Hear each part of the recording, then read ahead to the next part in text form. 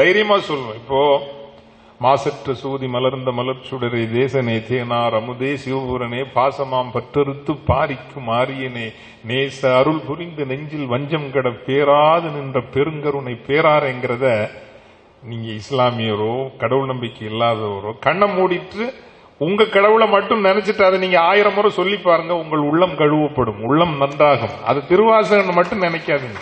அதுக்குள்ள இருக்கிற ஆன்மீக ஒரு விஷயம் இருக்கு இல்லைங்களா, அதிர்வு இருக்கு இல்லைங்களா, அது தமிழ் சார்ந்த ஒண்ணு, அது எல்லாருக்குமானது. நான் சொல்றப்ப நானே சிலிர்த்து போயிடுறேன். இது ஒண்ணு. ரெண்டாவது, ஏன் திருவாசகத்துல வந்து என்ன கொண்டு வந்து நிறுத்திச்சு அப்படின்னா, அந்த ஓர் இறைவன் என்கின்ற கோட்பாடு, ஒரு இறைவன் என்கின்ற கோட்பாடு. சிவபுராணம் எல்லாருக்கும் தெரியும் இல்லையா?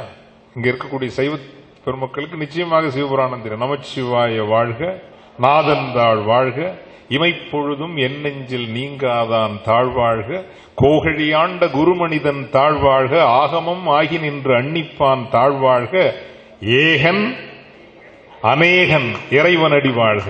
ஏகன் அநேகன், ஒருவனாக இருக்கிறவன் பலராக இங்கு பார்க்கப்படுகிறவன், அவ்வளவுதான். ஒருவனாக இருக்கிறவன் பலராக பார்க்கப்படுகிறார். அது எனக்கு ரொம்ப பிடிச்சிருந்தது. அதே தான் அது பல இடங்கள்ல மாணிக்க வாசகர், சைவமும் அதை வரும், திரும்ப திரும்ப பல இடத்துல சொல்லணும். தப்பா மீதாம் பிடித்தது செலியா தழலது கண்ட மெழுகுது போல தொழுதுள்ள முருகி அழுதுடல் கம்பிங்கிற பாட்டுல தான் நம்ம சொல்லக்கூடிய உச்சாடனம் வரும் இல்லைங்களா? தென்னாடுடைய சிவனை போற்றி எந்நாட்டவர்க்கும் இறைவா போற்றி.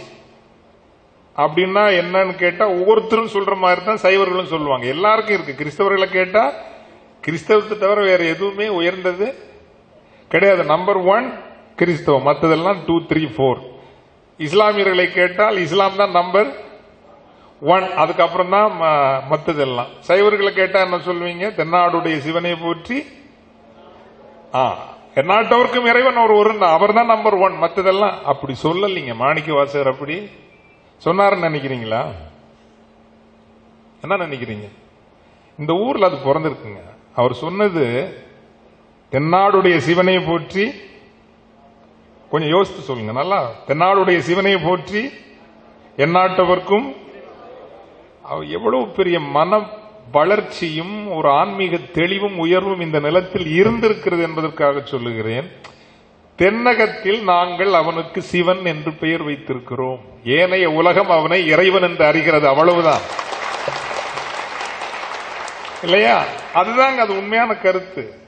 தென்னகத்தில் அவனுக்கு நாங்கள் சிவன் என்று பெயர் வைத்திருக்கிறோம், ஏனைய உலகம் அவனை இறைவன் என்று அறிகிறது. தென்னாடுடைய சிவனை போற்றி எந்நாட்டவர்க்கும் இறைவா போற்றி.